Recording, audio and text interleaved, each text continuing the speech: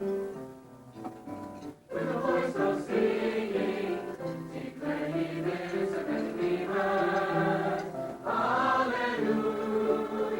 Declare ye this and let it be heard. Declare ye this and let it be heard. Hallelujah. Was written even unto the ends of the earth.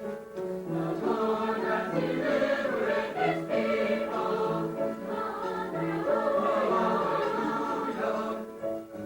The Lord has delivered his people. Hallelujah.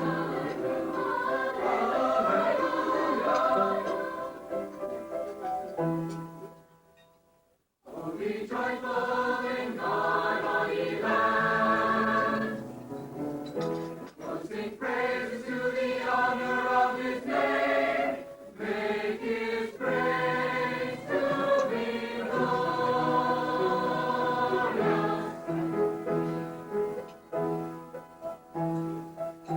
With the voice of singing, declare ye this and let it be heard.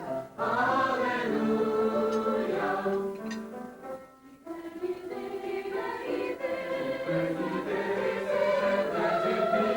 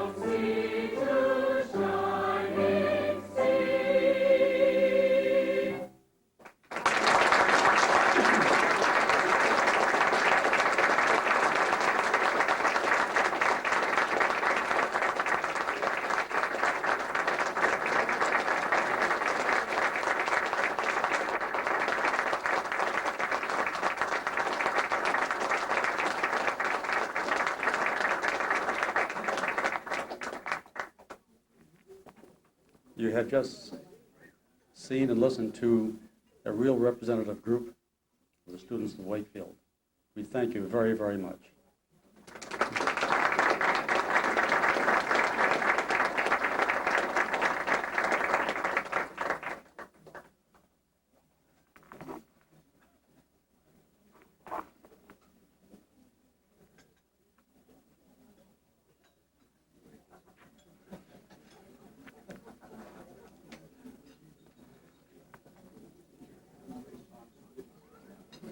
We will now commence our speaking program. First, I'd like to call on Wayne Tarr, who has been involved in community affairs for many years, serving as a member of and former chairman of the Department of Public Works, and currently serving as chairman of the Board of Selectmen. I am pleased to present Wayne Tarr, who will bring the greetings of the town of Wakefield.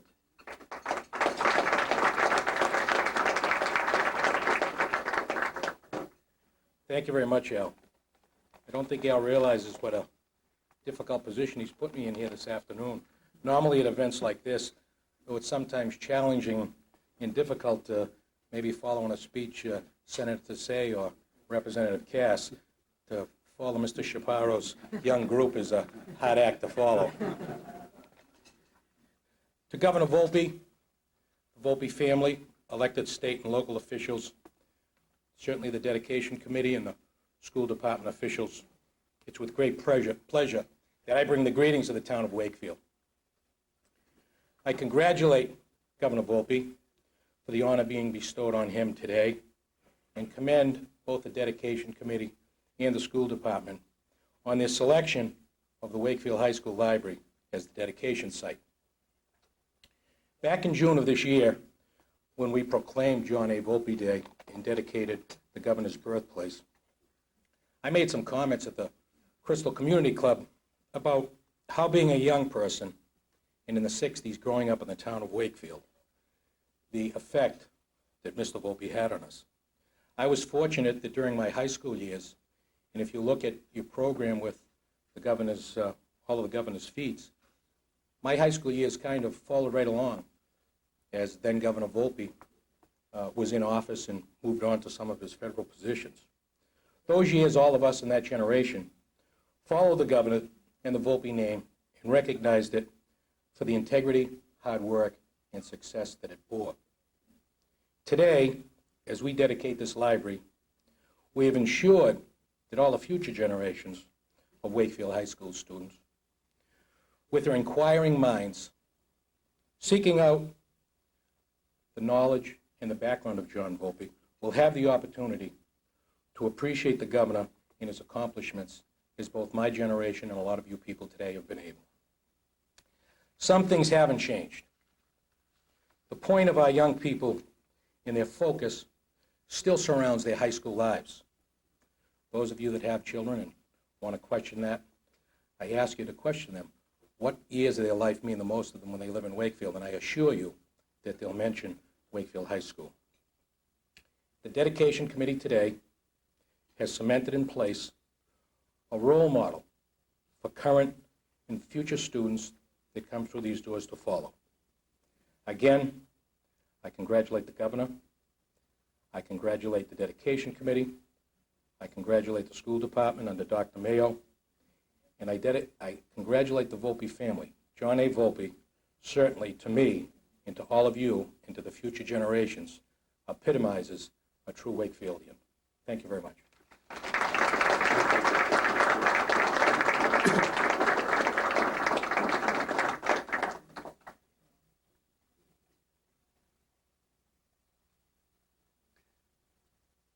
We honor Governor Volpe today because we understand the significance of his contributions. It is equally significant for the students of today and tomorrow to learn and preserve the legacy of Governor Volpe, that is, of the honorable public service, statesmanship, and humanitarianism. Representing the student body of Wakefield Memorial High School and sharing his sentiments, I am very pleased to present to you Mr. Gregory Beutner, honor student, class of 1994. Gregory.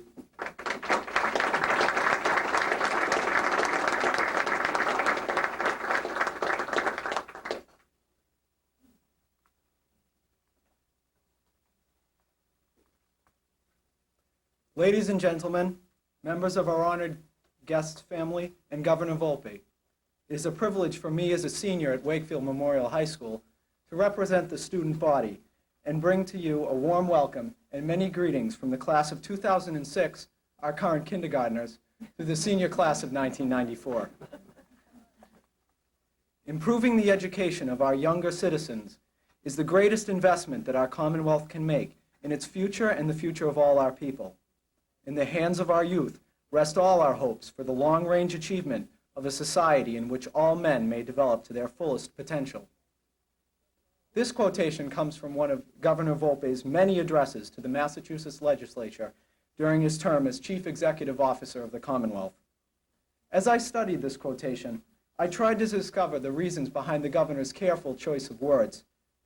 I came to the realization that his words reveal the deep, caring character of this man. Governor Volpe could have said that he wished to maintain the current level of education, but maintenance has never been enough for this man of progress and principles. Instead, he chose to stress the importance of the educational system. Throughout Governor Volpe's life, he has always wanted to make things better for those around him. In his address, he stresses the future of all the people of Massachusetts. All, a simple word, but a powerful one, because it allows each and every man and woman the chance to improve themselves. For Governor Volpe, there is no halfway. He always reaches for the top, just as he would want us to do. What high school student would not be inspired by these words in the man who spoke them? That man, a native son of Wakefield, whose personal achievements as governor, Secretary of Transportation, and ambassador to Italy were outstanding. His work spanned the administration of many presidents, from Eisenhower to Ford. The reputation he has built for himself has brought him here today. This man's name will appropriately be given to our high school library. For what better investment could a community make in its youth than a library? From Plato to Voltaire, Jefferson to Einstein, the knowledge of past generations is passed down through history in places like these.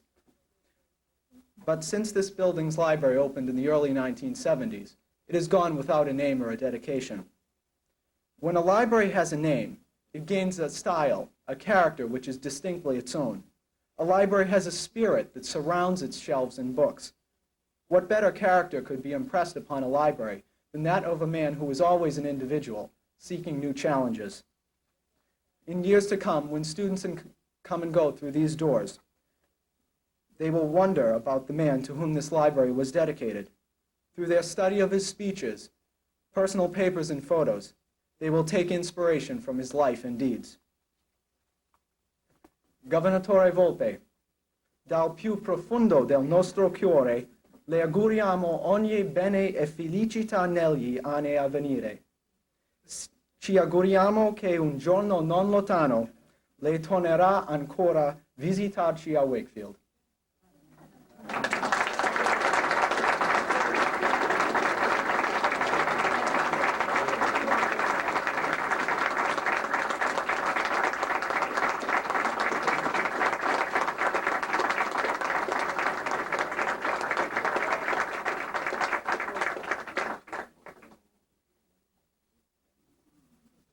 I suppose if I were smart, I'd stop the program right there.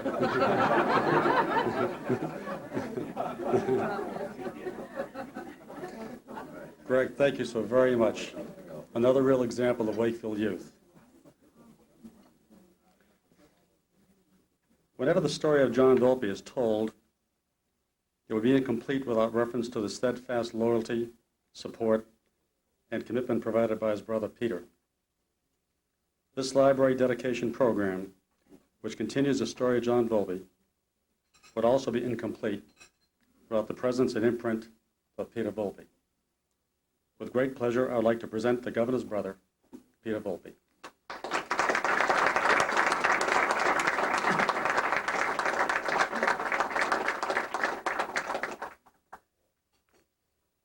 Thank you, Fred. Wonderful head table guests. I see our treasurer just arrived, Joe Malone. Welcome. I really don't have too much to say. I'm proud of this day like everybody else in the family. John has been our torchbearer. for many years, and it's great to be his brother. We had a family of 7. There's only 2 of us left, and we're still fighting to stay alive. Some people have asked me how I connected with the Ganellas and some of the other folks, and so I thought I would just give a little background so that you know who was who. The trouble is, some of the nieces and nephews have married off, and now I can't remember a lot of them and their names. But anyway, my sister Grace, who was the oldest, married Peter Leroy Ganella from Livermore Falls, Maine, and that's why all the Ganellas are here. Roy died a number of years ago, and then as the children got a little older, we moved Grace down to Wakefield, and so that's why they've settled in Wakefield. Next came my brother John, and of course he married Jenny Benedetto, and Benedettos are here, and incidentally my mother was a Benedetto. Next came my brother Pat, who married Marion Danker, and the Dankers were brought into the family, and I think Marion's here somewhere. And then came Dick, who married Irene Bean, another Wakefield. Irene's here somewhere. And then came my brother Henry, and he too married a Danker, and the connection still stayed. And I married Amita Palmerino, who was from Wakefield, and that's why the Palmerinos are related to us. So I just want to set the family straight so you'll understand where we're coming from. Of course, their children have married, and as I said, I remember some of the names, but I won't try to get into those. I just thank you for this honor to the family, and particularly to John, and I appreciate it very much. Thank you.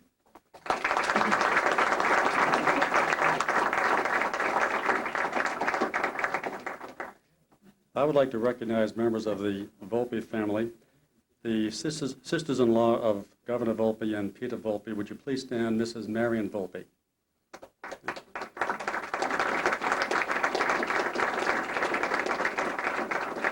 And Mrs. Irene Volpe.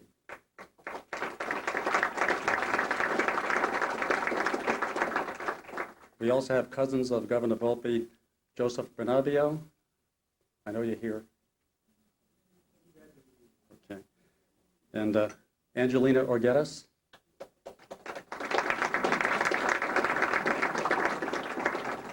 And I further understand we have 2 special guests from Maine, special people, special cousins of the Volpes by the name of John and Josephine Benedetto.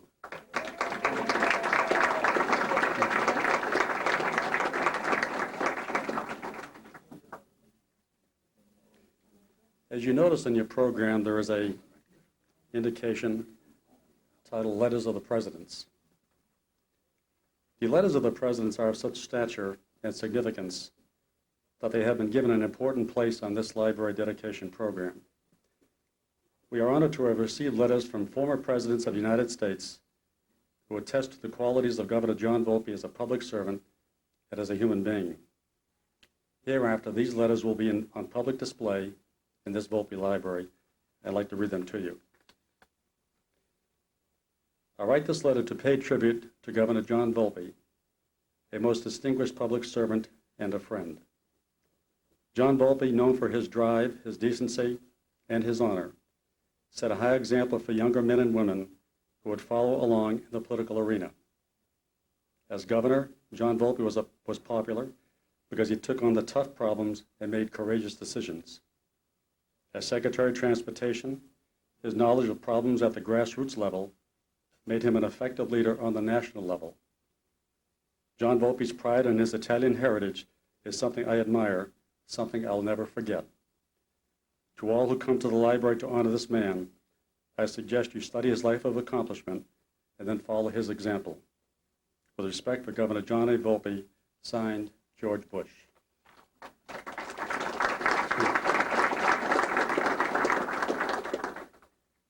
Secondly, dear John, I'm sorry if I open your mail, Governor. I congratulate you on the dedication of the Wakefield Memorial High School Library in your name. Because of your outstanding record of public service in Massachusetts and in the government of the United States, this recognition in Wakefield, your birthplace, is richly deserved and appropriate. For many years while I served in the United States House of Representatives, it was my privilege to work with you as the first federal highway administrator under President Eisenhower and as Secretary of Transportation and Ambassador to Italy under President Nixon. In all of the years in government in the Commonwealth of Massachusetts and the United States of America, you did a superb job. You should be very proud of your splendid record of public service. I will always be grateful for your many kindnesses and loyal support while I was president. Most of all, I treasure your friendship. Warmest best wishes, Gerald R. Ford.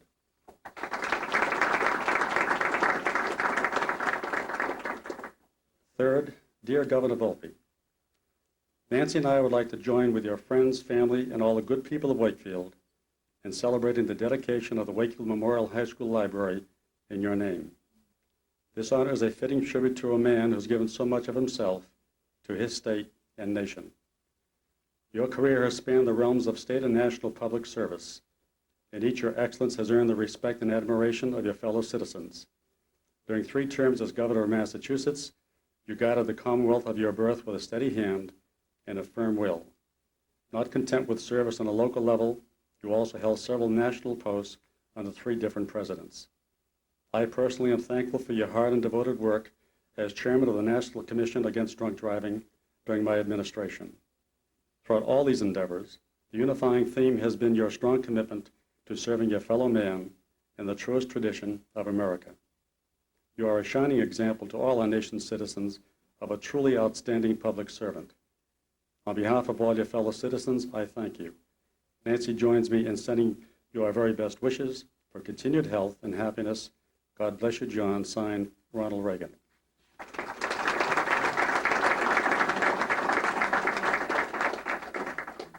The dedication committee has been in communication with the office of President Nixon, and as you know, due to the loss of his wife in recent months, President Nixon has suspended activities from his office until the 1st of 1994, at which time we expect to be in communication with him, and there is a sort of a hint that he might even pay a visit. Let's hope for that. The dedication committee also is honored to have received letters from other distinguished public servants. Although these letters will not be read at this time, I am pleased to announce that they will be on display as well in the Volpe Library. We have received letters from the Board of Selectmen on the signature of Wayne Tarr, from the Superintendent of Schools, Dr. Mayo, from the Wakefield School Committee, from William F. Cass, our state representative, from Richard R. Tissay, our state senator, from Governor William Weld, from Judge Joseph L. Taro, from Mario Cuomo, Governor of the State of New York, Senator John Kerry of Massachusetts, Senator Edward Kennedy of Massachusetts, and General Alexander Haig, Chief of Staff in the Nixon administration.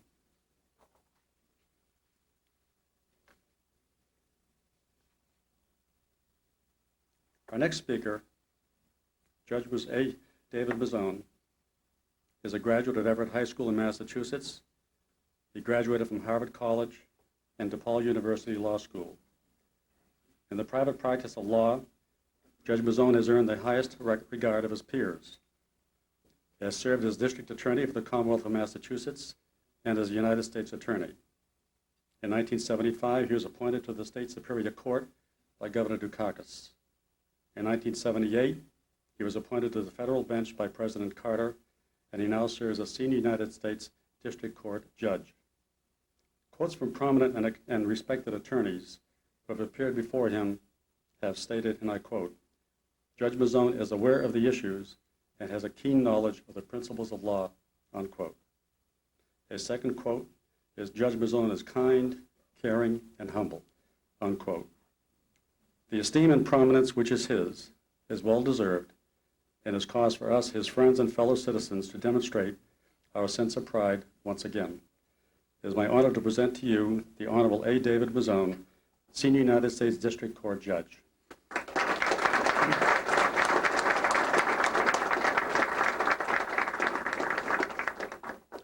Honored guests, Governor Volpe. I'm very proud and very honored to be asked to be here with you, friends and neighbors, to pay this homage to Governor Volpe. I'm especially proud, I must say, to follow on the program. It's a moment I'm going to remember for the rest of my life, and I'm going to tell all my kids about it. I followed Presidents Reagan, Presidents Bush, and President Ford. I'm proud personally to be here because as an immigrant son, as many of you are also, John Volpe was an inspiration to us. I'm also proud to be here in another way because my colleague, Judge Joseph Toro, is the governor's godson. And he is unable to be here today because he is attending a meeting of the Board of Trustees of Brown University. And they, in turn, have invited Hillary Clinton to speak to them, and she spoke at Brown University last night. And how fitting and proper it is to dedicate a library to Governor Volpe. It's a place to come and to think and to read and to plan and to learn. And anybody who comes to this library, who walks through these doors, will use the governor as an inspiration. Thank you very much for inviting me. Congratulations, Governor Volpe.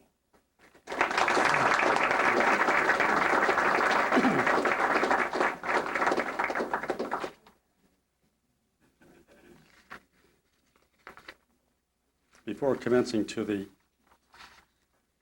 next portion, I want to play catch-up and recognize individuals within the administration who have been so very, very helpful to us in the formulation and carrying on of the events that we are enjoying today.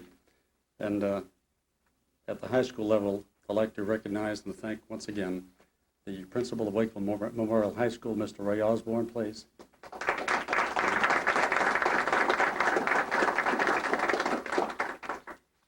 And the previous librarian who just opened her heart and opened the doors to us. And as you can see, we have virtually taken over already. And Mrs. Ruth Brady has been so wonderful to us. We thank you again and enjoy a happy retirement, Ruth.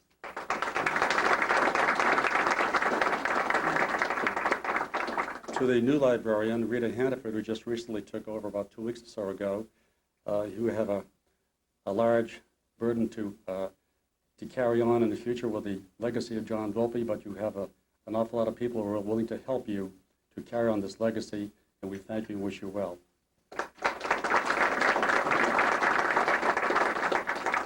Also involved in the future involvement and instillment, if you will, of John Volpe's legacy in the high school will be the Department of Social Studies. And I'd like to introduce at this time the Department Coordinator of Social Studies, Mr. Dan Blanchard.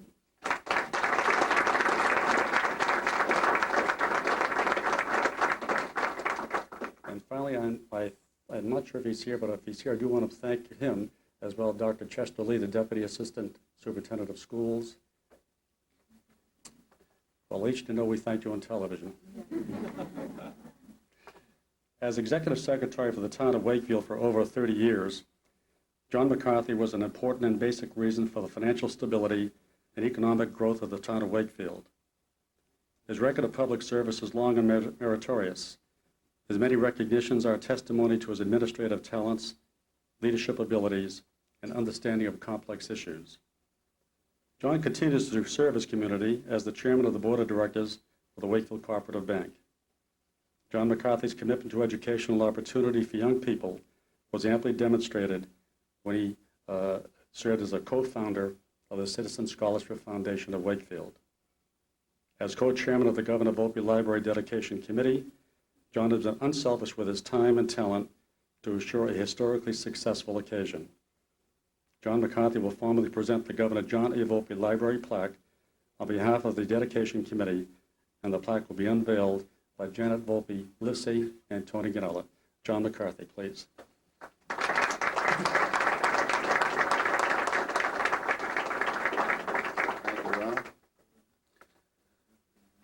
Thank you, Mr. Toastmaster. Buongiorno, amici. Not to be outdone by my Italian counterpart, you see. I have been given the privilege to represent the generosity and affection of Bill and Gertrude Spalding on this occasion in the unveiling of a magnificent tablet that gives honor to our guest of honor, Governor John A. Volpe. The Spalding family regrets that because of a long-standing commitment outside of the Commonwealth, they cannot be present with us today. Again, I've been given the further pleasant assignment in presenting Jean Volpe Lindsay and Tony Ganella, the governor's niece and nephew, who will unveil the plaque. If you will, please. Janet?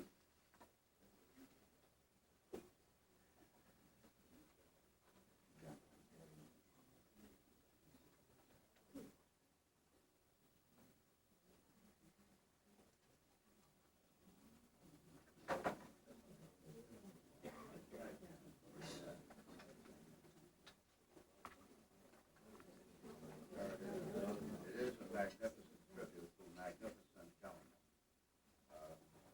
And I think it appropriate, whereas everyone can't see at the same time, that you refer to your program, and on the front page of your program, I'll read for you, as you will read for yourself, the inscription, which is appropriately given.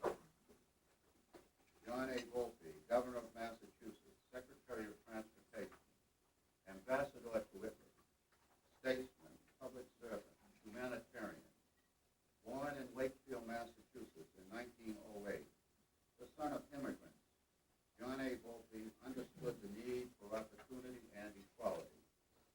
A statesman, he brought to international diplomacy a vision of life with dignity, educational opportunity, and mutual respect among all people.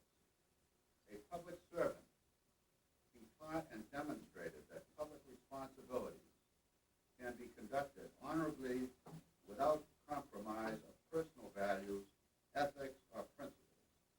A humanitarian, his support for causes that benefited society exemplified his compassion for those in need and personified his gratitude for his personal success. Whether engaged in philanthropic, domestic, or international efforts, he ennobled every effort. God bless you, John and Jenny Volpe.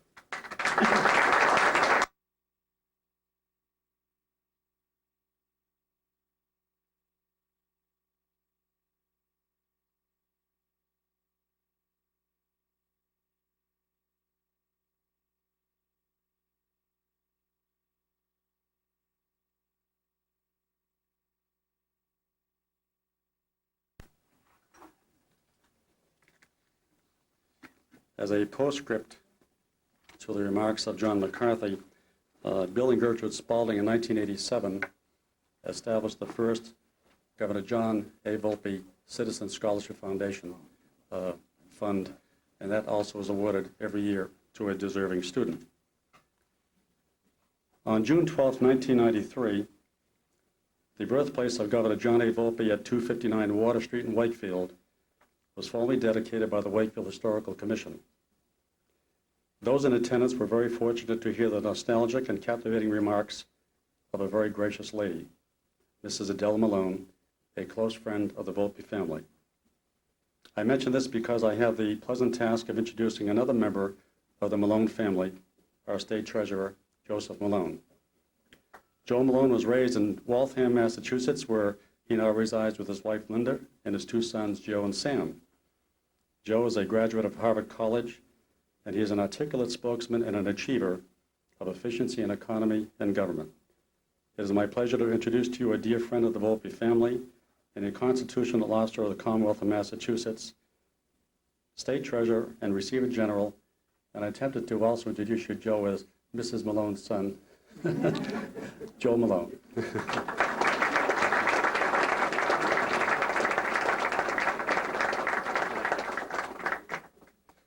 You have that right. In Waltham, I'm still known as Mrs. Malone's son, and I'm proud of that title.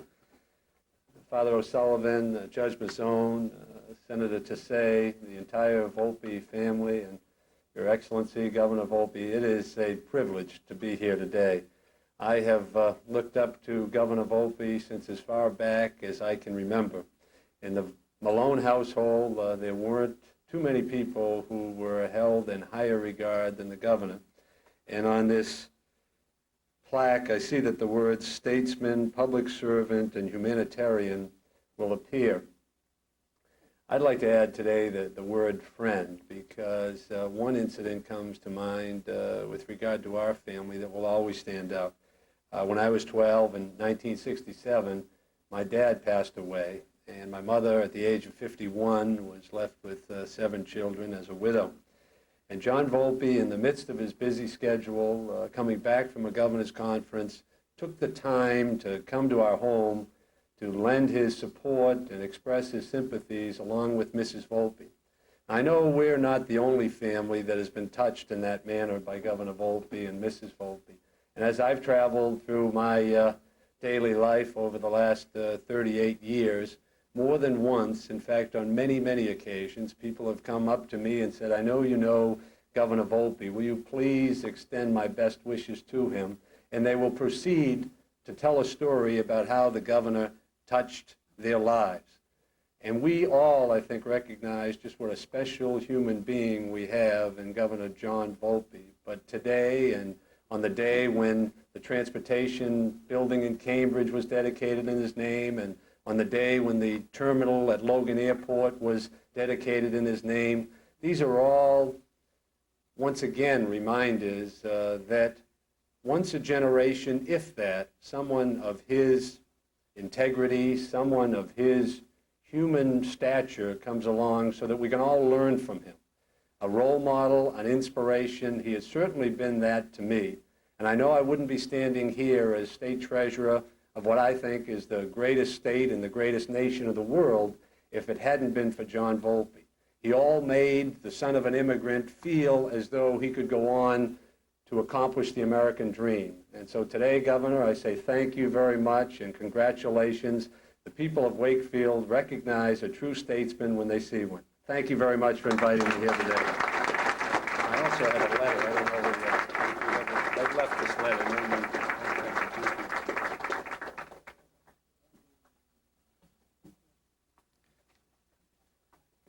There are 2 individuals I'd like to have be recognized at this moment, as long as we're talking about state government. First is our local representative, Mr. William F. Cass, please. And State Senator Richard Tassay.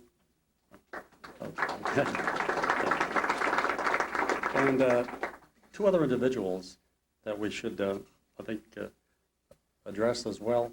The first being a man who I believe was a kind of inspiration to all of us in terms of the dedication of the birthplace of Governor Volpe, who presented us with the inspiration and the idea, and then we actually ran with it after that. But I think we should pay particular respect to a wonderful person who's been so valuable to the community, Mr. Sam Benedetto.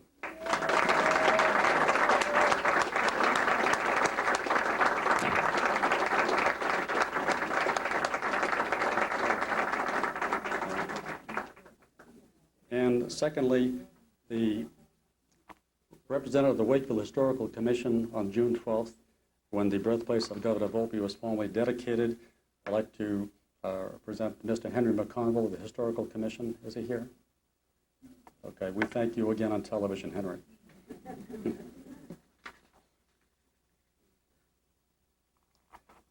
It is a personal pleasure to introduce another example of the Volpe family love and support.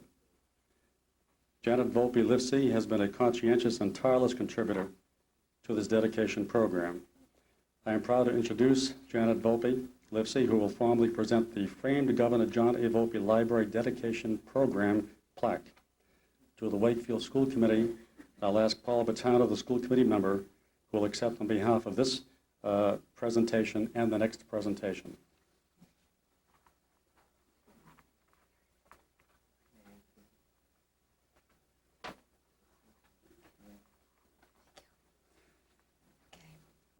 Today's dedication of the Wakefield Memorial High School Library is especially meaningful to me because of the qualities that my family, the Volpes, have always stressed, the qualities of a good education and hard work. I am proud to be part of the Volpe family and to be able to pass on these qualities to my children. I am proud of the accomplishments of my Uncle John and my father have made, accomplishments achieved through commitment to a good education and commitment to hard work. On behalf of the Library Dedication Committee, it is with extreme pleasure that I am able to present to the Wakefield School Committee the official Library Dedication Program. Isn't that nice?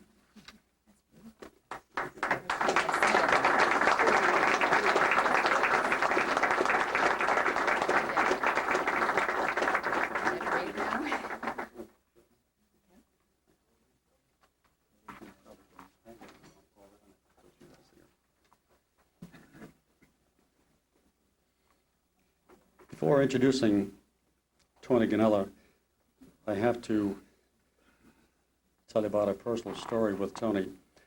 A number of months ago, Tony and I met for a cup of coffee.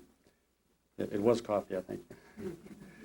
And Tony said to me that he wanted me to know that there is nothing beyond his limits that he would not do for his Uncle John.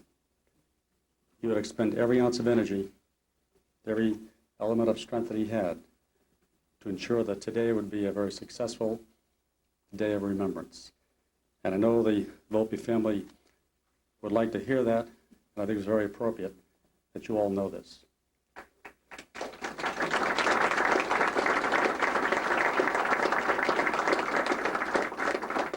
Tony has made the Volpe family very proud. He's an organizer, he is creative and detailed. He has made the entire effort a pleasure in which to be involved. He has also distinguished himself in many years through his efforts on behalf of the Citizen Scholarship Foundation of Wakefield. He has helped raise thousands of dollars for the CSF of Wakefield through many activities such as the annual Citizen Scholarship Foundation Dance. He has earned the gratitude of thousands of college-bound students and of the town of Wakefield for his efforts. Tony will present to the Wakefield School Committee the Volpe coat of arms.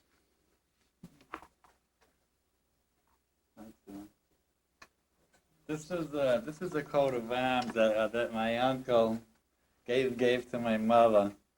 I was saying about 1960.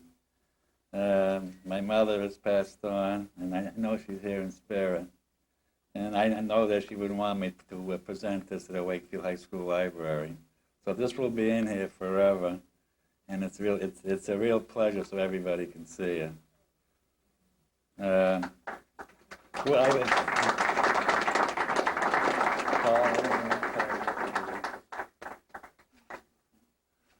would like to thank John McCarthy for helping out to keep me straight, and I'd like to give Al a nice round of applause. He's been such an inspiration and pushing me on. And it takes a lot of people to do this, but when you're doing it for John Volpe, it's well worth it. Uncle, you're a great man. I really love you.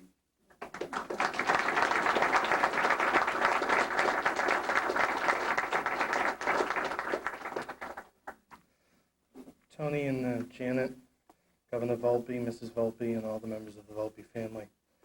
The Wakefield School Committee, on behalf of the people of Wakefield, the Superintendent of Schools, Dr. Mayo, and the high school administration, want to very, very sincerely and appreciatively thank the Volpe family for the wonderful gifts that they have presented to the town of Wakefield today.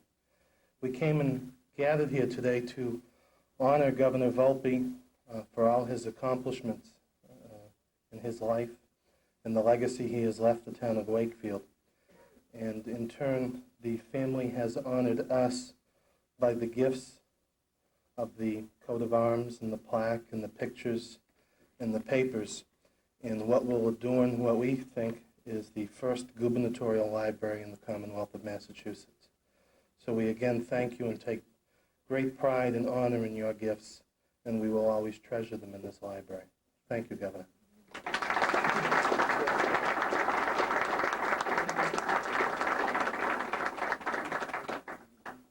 I think another member of the Ganella family should be recognized. It seems that when our committee met, we would decide what to do, and Barbara Ganella did it. But in all sincerity, we put her computer to excessive use during the past 3 or 4 months, I think. But in any event, we want to thank you very, very much for all you've done for us, and obviously for your uncle as well. Thank you.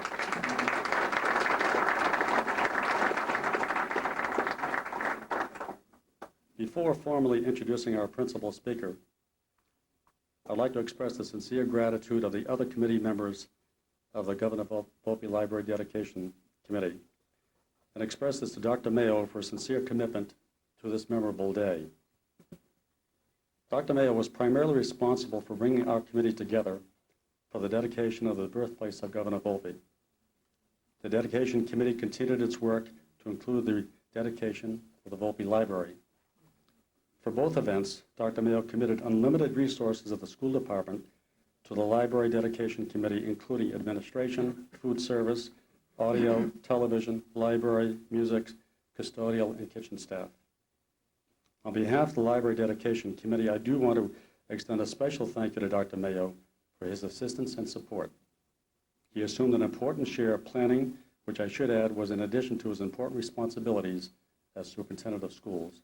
We thank you.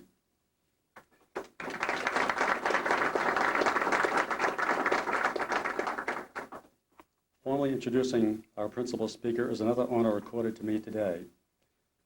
As superintendent of schools, Dr. Mayo has provided a high level of educational leadership to our public school system. He has earned the respect and admiration of all. His full-time commitment to education is founded upon a basic principle and his personal tenet, his concern and love for young people.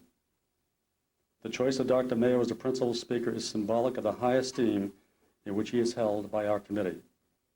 It demonstrates his dedication to education and to the important relationship between learning and the Volpe Library.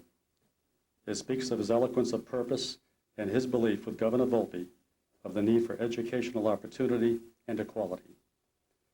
Through the medium of this library, where history is studied, education is enhanced, and opinions are formed, it is appropriate that the principal speaker be our educational leader, a scholar, and a friend. I am proud to introduce to you the Superintendent of Schools, Dr. Stephen F. Mayo.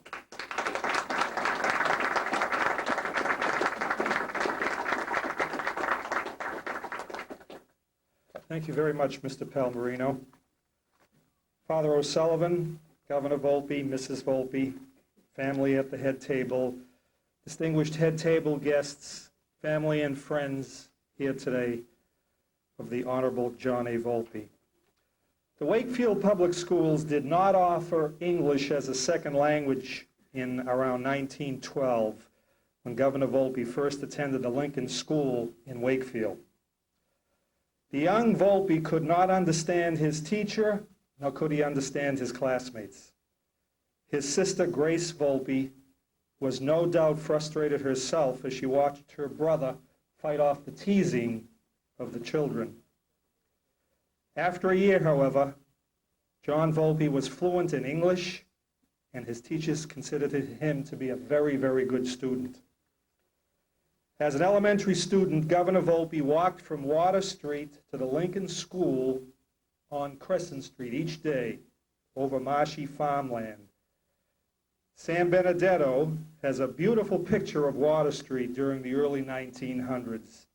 In that picture, there is an Italian band leading a funeral procession of horse-drawn carriages.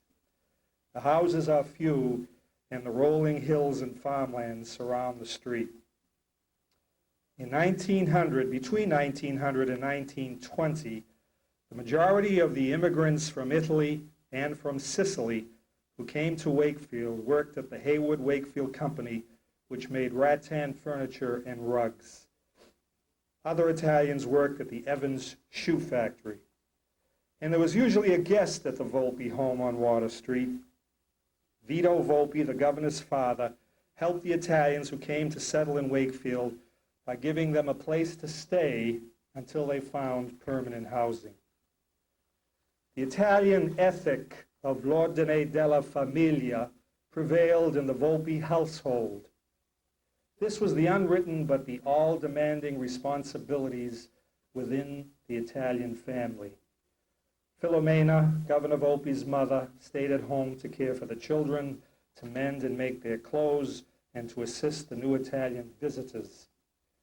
Vito Volpe, capo di famiglia, the head of the family, was becoming a leader in Wakefield's growing Italian community. Young John Volpe learned the plastering trade from his father, a man of great conviction. He also learned the value of education. Young John Volpe studied hard throughout his school years. His father, Vito Volpe, wanted John to be well educated, ben educato. There is not enough time today to discuss as much as I would like the details of the rise of the Honorable John A. Volpe through the great offices of Governor of Massachusetts, United States Secretary of Transportation, and Ambassador to Italy. However, the great rhythm that runs through all of these important positions and through Governor Volpe's successful private business is Governor Volpe's love and supportive wife, Jenny, his brothers and his sister, his brothers Pat, Peter, and Dick, and their families, and his sister's family. And the rhythm that runs through his life is John Volpe the builder, not only of plaster and concrete, but of conditions that improve the life of all people, that set standards of fairness and integrity.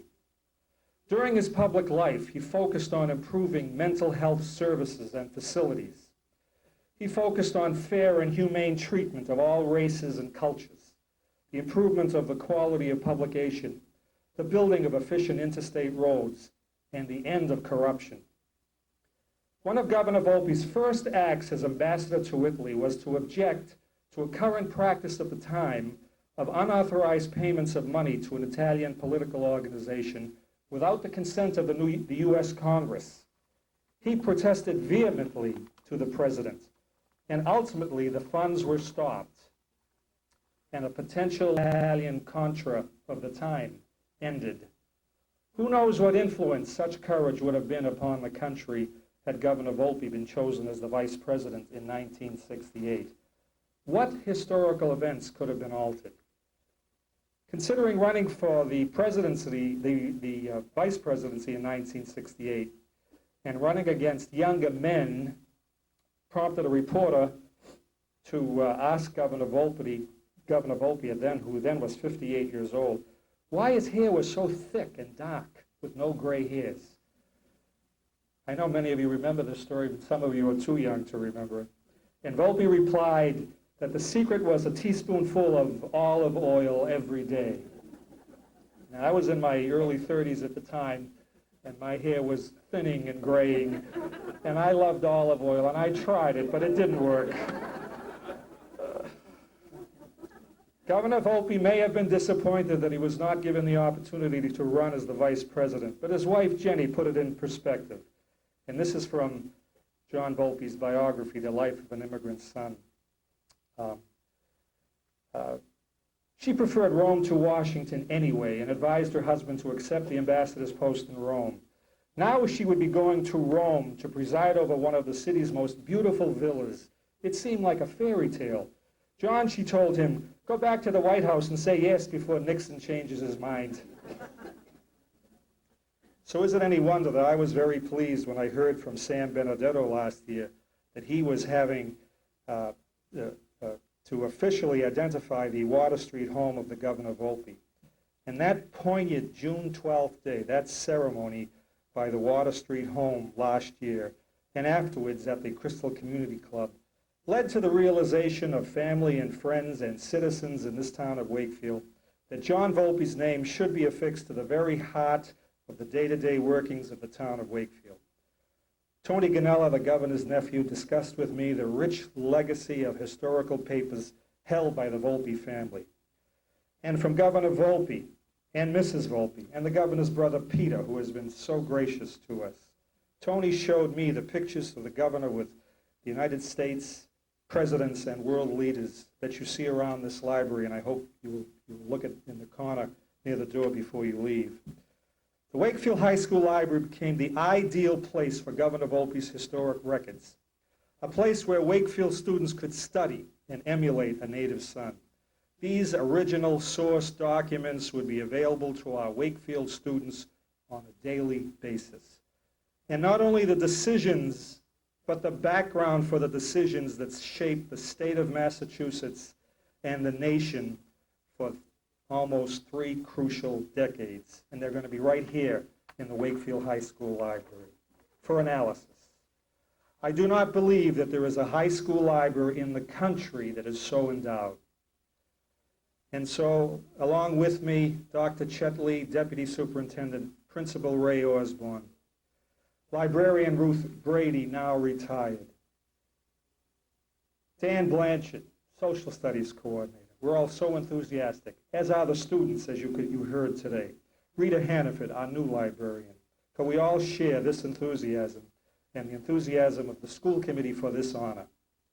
And at my request, and with the consent of the Volpe family, and there have been 23 Volpe children that have graduated from Wakefield High School, as has the governor's wife, Jenny, and Peter Volpe's wife, Armita, for a total of 25 in the family that have graduated from Wakefield High. I am naming Tony Ganella to be the voluntary curator of all these historical documents. He will assist our own librarian, Rita Hannaford, in the storage and the handling of all these precious historical resource materials.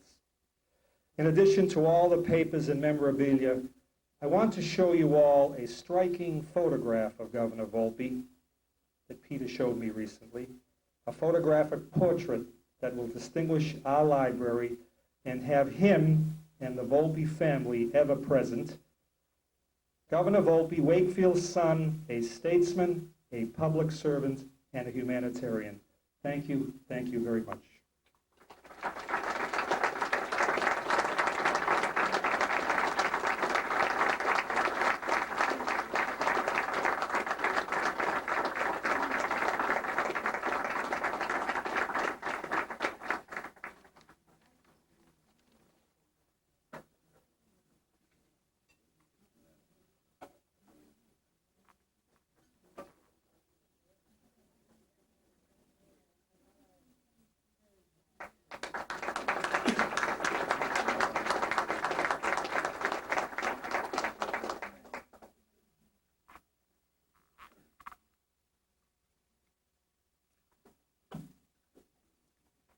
Governor and Mrs. Volpe have a son, Jack, and a daughter, Mrs. Jean Volpe Rotundi.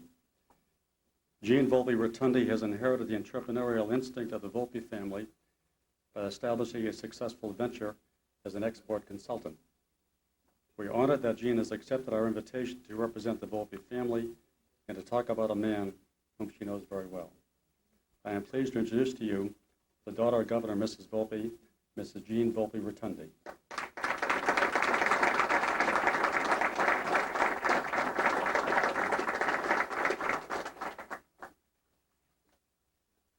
Thank you very much. Before I begin, I'd just like to present on behalf of my parents this book, Life of an Immigrant Son, to the Superintendent, for the library, and to thank him for his wonderful keynote speech today.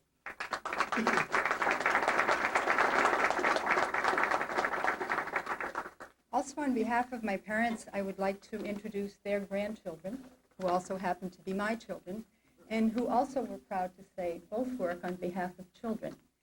My daughter, Joy Rotundi Can, who is an assistant headmistress and teacher in Tennessee. And my son, John Rotundi Gray, who is the annual fund director for the Massachusetts Society for the Prevention of Cruelty to Children.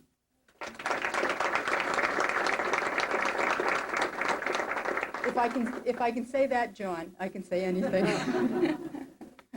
And also, I would like to ask my mom to stand up, who has been my father's lifelong helpmate, and the 1930 Wakefield High graduate, Jenny Benedetto Volpe.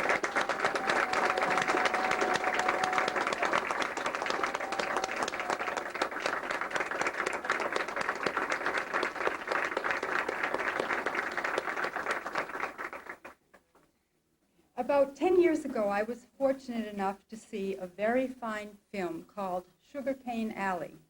It was set in the Caribbean island of Martinique and tells the story of a young man's struggle to become educated. He eventually wins a scholarship and leaves his poor country village to attend school in the capital city. His first lesson was written in large letters on the blackboard of the new school.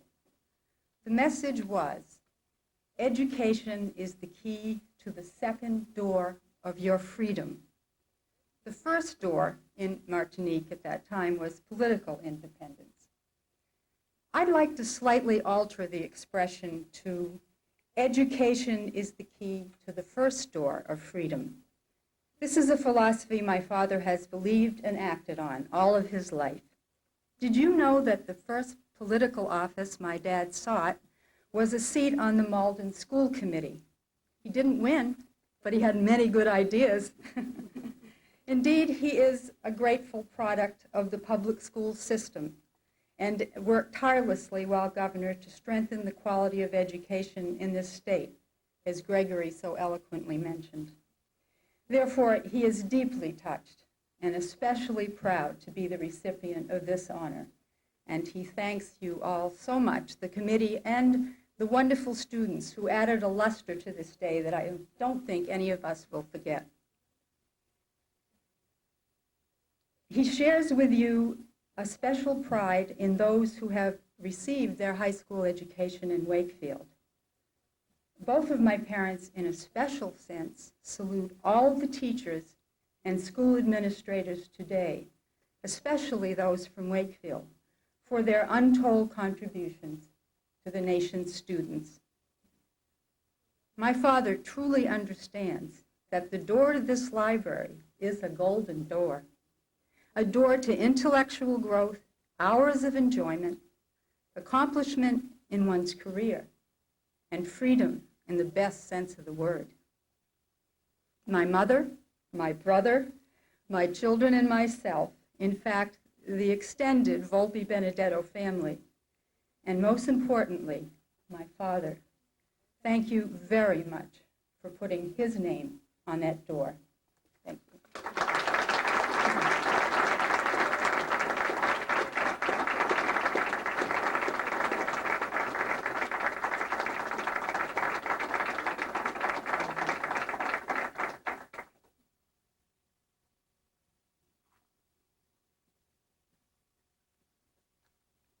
I will add to Jean's remarks by indicating that Jean and John are the proud grandparents of the two children of John, Ian, and Isaiah. And of course, that makes Governor Mrs. Volpe great-grandparents.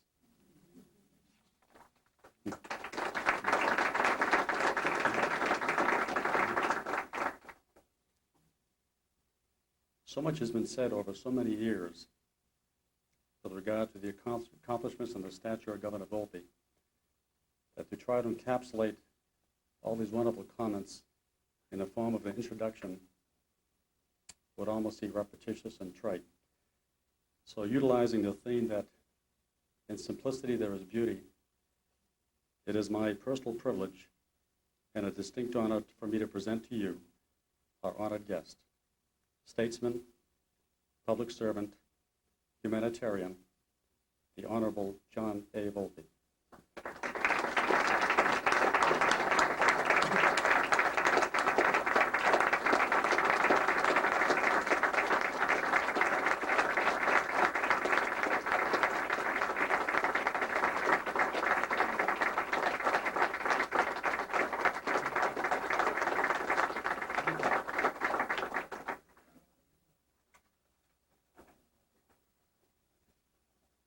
I better boss the first because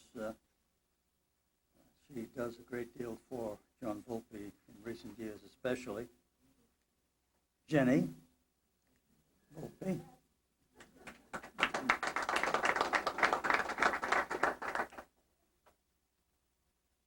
My dear friends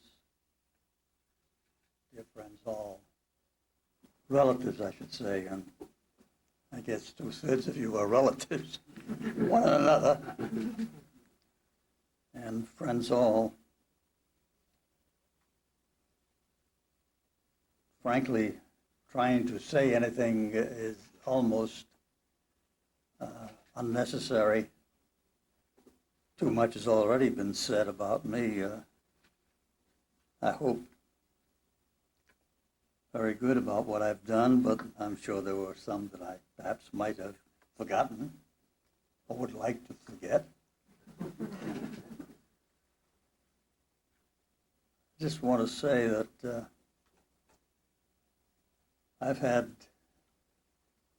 many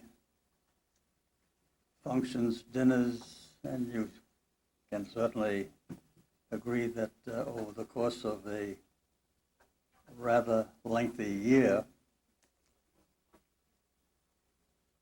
I have had all things to say about you. Nobody says anything that isn't honor on, is on but dishonorable, but I just say that I appreciate very, very great the wonderful words you've had to say about me. I only know that there were some times when I didn't do as well as I did or could have done, but I did the best I could, which, after all, I didn't go to Harvard College. With all disrespect, Joe.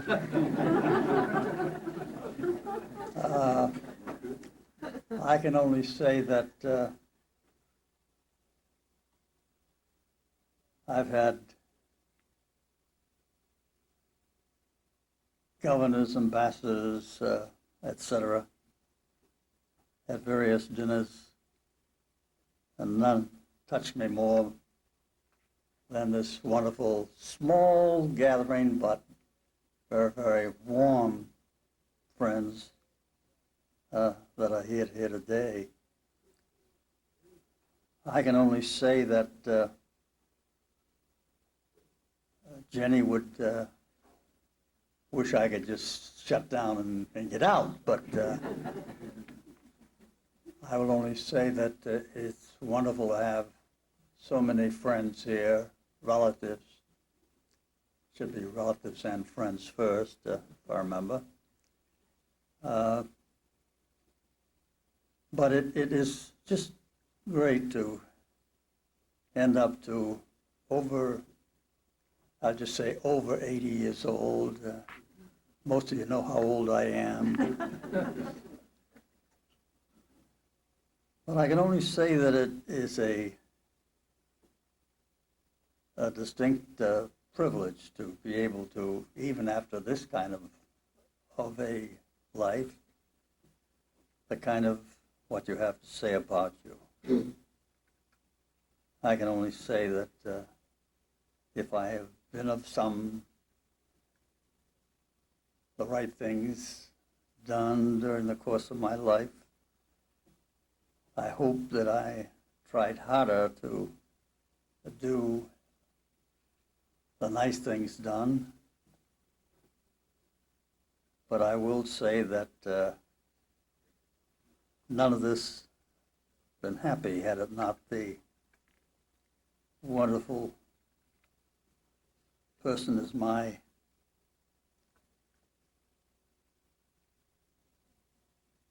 really the passion it has to be to live for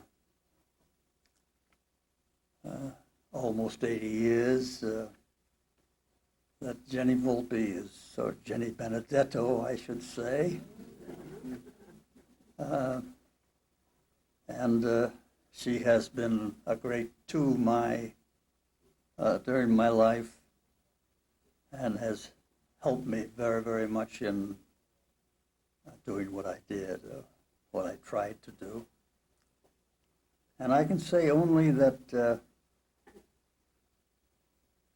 whether it was in Washington as Secretary of Transportation, amongst other things, and the governorship and ambassadorship and so forth. But of everything, you can say that you'd hope that you carried out your career in such a manner that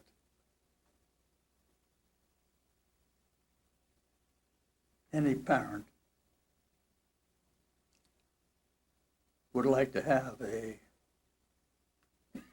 girl or boy grow up to do something really good.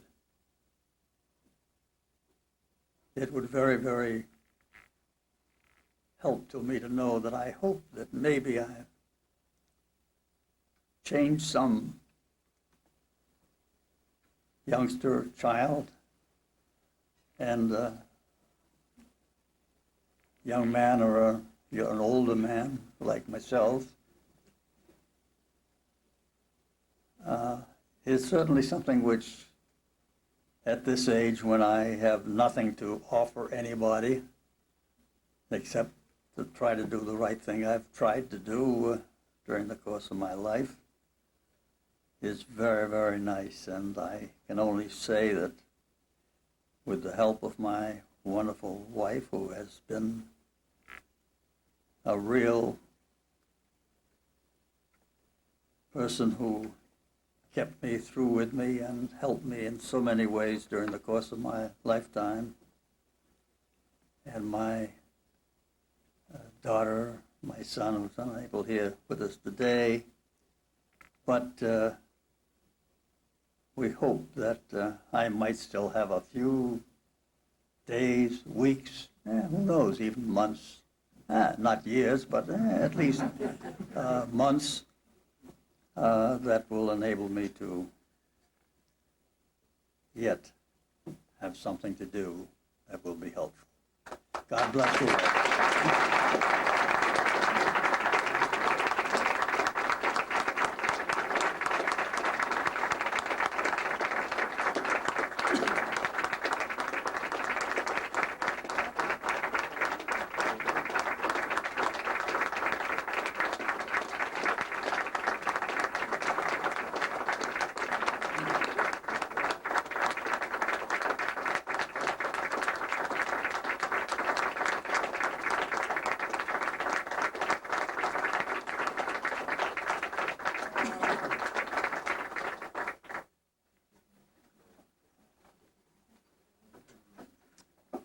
As we have honored Governor Volpe today, we are mindful of a special person in his life, Jenny Volpe, his wife.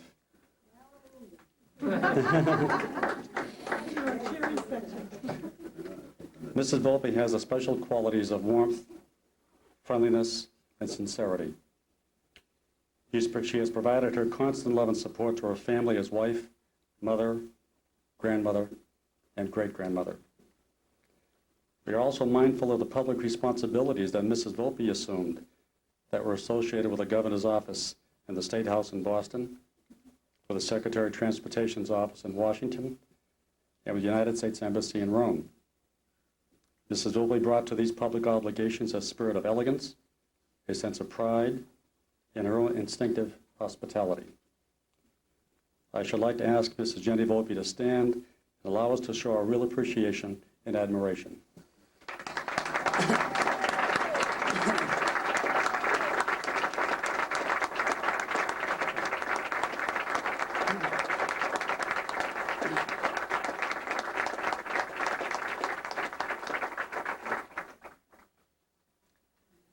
At this time, I would like to ask the granddaughter of Governor Mrs. Volpe, Mrs. Joy Rotunda Can, to come to the rostrum and make a presentation to her grandmother.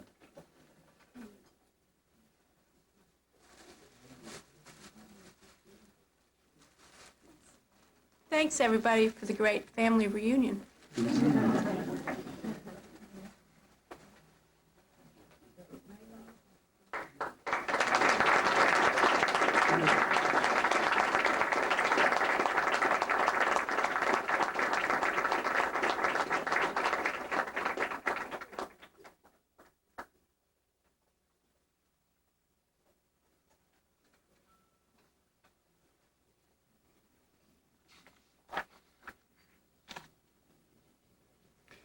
Before concluding the dedication, I'd like to recognize members of the John A. Volpe Dedication Committee who are present.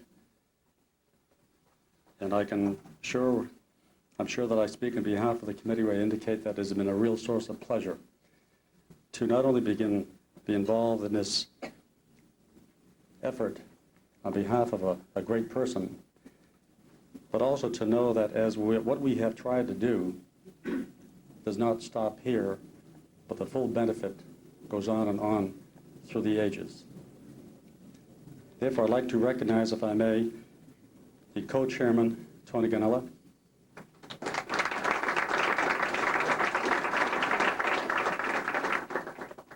co-chairman John J. McCarthy Sr.,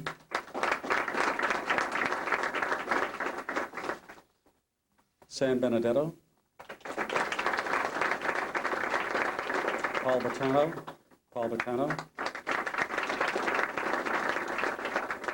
Paul Lazaro, Janet Volpe Lipsey, and Peter Volpe. I'd also like to recognize for their cooperation and assistance in being so patient with us insofar as publicity and printing, etc. I want to recognize the publisher of the Wakefield Daily Letter, Mr. Bob Dahlbeer.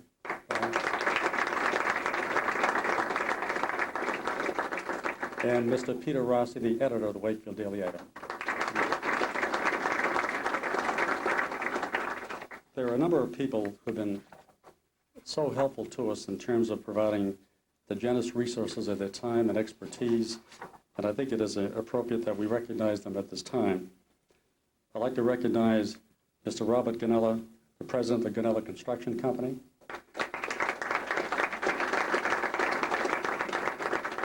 John J. McCarthy Jr., CPA. Attorney Michael P. McCarthy. John J. McCarthy, president of the Wakefield Cooperative Bank. Brian McCoubrey, president of the Savings Bank. William T. McDonald of the McDonald Funeral Home. And in absentia, Mr. Robert Sardella, Mr. Rocco Scelzi, and William and Gertrude Spalding.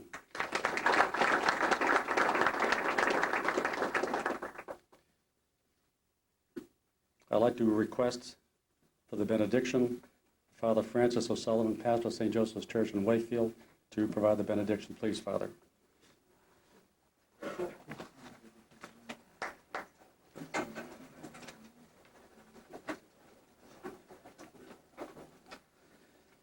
In the spirit of thanksgiving for all the gifts of nature and grace that the Lord has provided for us, especially on this occasion, the gift of Governor John A. Volpe, his beautiful family, who are gifts to all of us.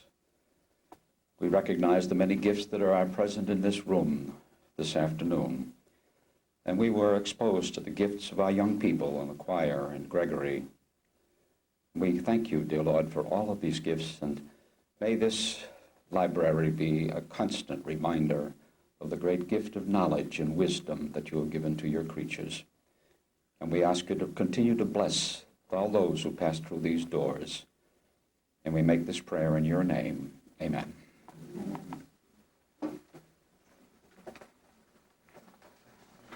And before we conclude, please be seated. Before we conclude, I'd just like to add some personal thoughts to Governor Volpe.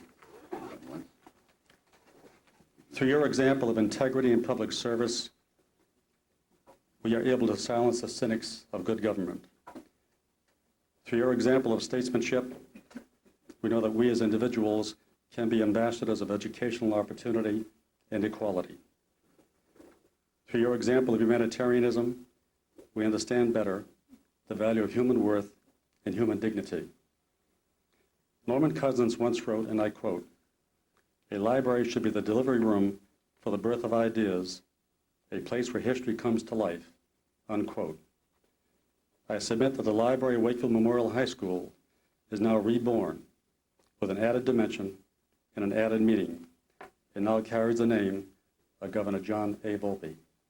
Good afternoon.